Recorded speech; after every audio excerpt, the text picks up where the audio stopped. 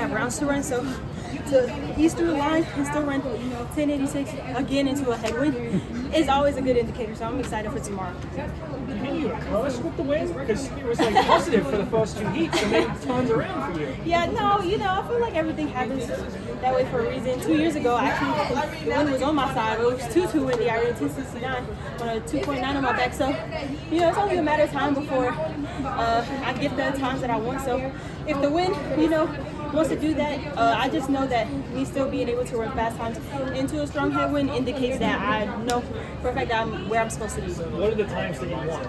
I mean, the goal is always to shoot for the stars. 1075 into a negative headwind kind of equates around to like 10.6. So, obviously I would love to run 10.6, but I also don't want to focus too much on the times and just focus on my execution, because that's what's been getting me the results that I want. So, in due time. There was so much work into getting here. Do you feel that you're here? Yes, absolutely.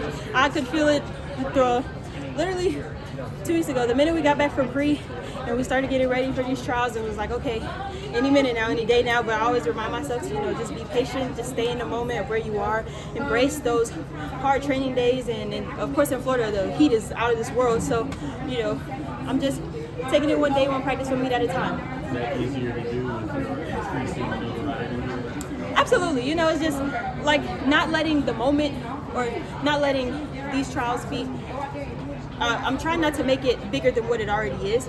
I've been doing a really good job at just focusing in on Melissa and what I need to do in order to execute my races the way I need to. And so that's been working for me. So I'm going to keep doing it no matter if it's the U.S. trials. Is this as good as you've ever felt?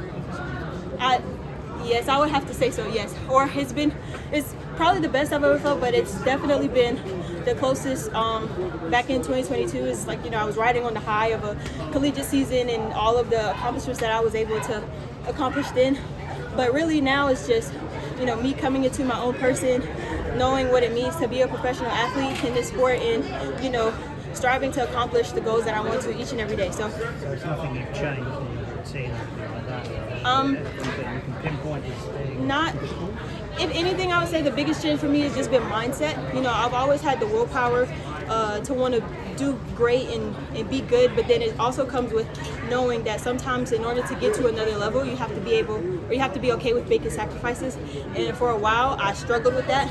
And now, when it comes time to when it comes time that I have to make a sacrifice, it's not as easy to, part ways with whatever that may be at the time. Have you made any big sacrifices this year? This year, no, not really any big sacrifices. I mean, if you want to call it big, it's really my diet. I started working with a chef, but just being consistent on what I put in my body and being mindful and conscious of that. And everybody has different things that works for them, but I know for me the biggest thing this year was just, being disciplined in the things I do off the track. So I would say that's probably the biggest difference. Is there anything that you used to love eating that you're not eating anymore? Culver's.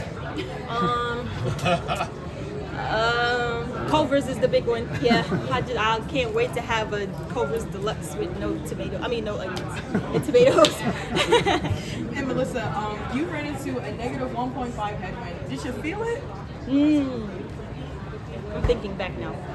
Yes and no. Okay, I felt me about to hit my acceleration again, and I was like, oh, it's the prelims, chill out. So then I was like, okay, let's just cruise to the line. And then I saw the time up there, it said 11:11. I said, well, dang, did I chill too much? And then I saw my time come up, and I was like, oh, wow, that's kind of crazy. And I just asked Shakira the same thing. You and TT and Melissa, y'all are running really fast through these rounds. Like, what is Coach Dennis doing? How we be down there working. The people don't understand. Like, the block, we get after it, okay? Like, literally every single day, day in and day out, it's a championship filled atmosphere at practice. So when we come here, it's nothing different that we haven't already been, applying to ourselves on a daily basis. So you guys seeing us run these fast times out here, it's like we've been doing this in practice. It's just a matter of getting to the meet and actually doing it when it matters the most. And I was looking at one of the interviews that you did with me in 2022, and you were still at Coastal Carolina, and that was when you won. You've kind of been blessed with 2 back-to-back good coaches. Like, what can you attribute that to? How does that feel? The Lord, honestly.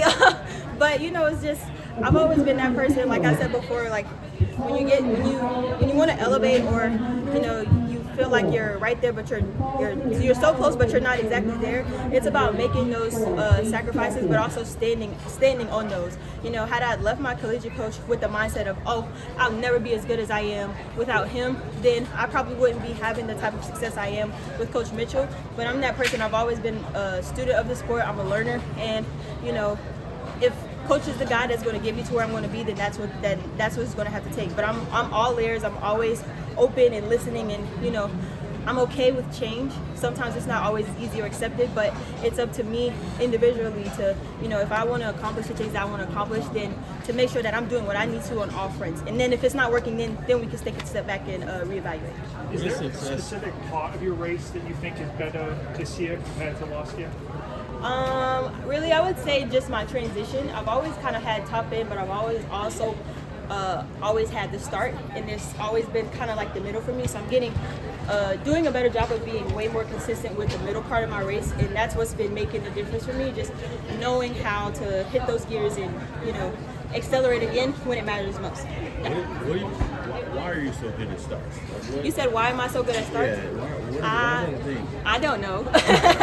I don't know. You know, it's a part of the race, and it's something that I want to perfect and be the best at. But you know, any sprinter, they would want to have like all aspects of the race be their best part. You know, obviously, it's life in reality. Some people are better starters than they are finishers. Some people are better finishers than they are starters. But you know, my goal is to always go out there and try to be the most complete sprinter there is. Is that always the case? Have you always been a great starter, or is that something you picked up? No, when I got to college, I was a terrible starter, and then over time it just kind of like clicked and snapped, and then one day I was a great starter.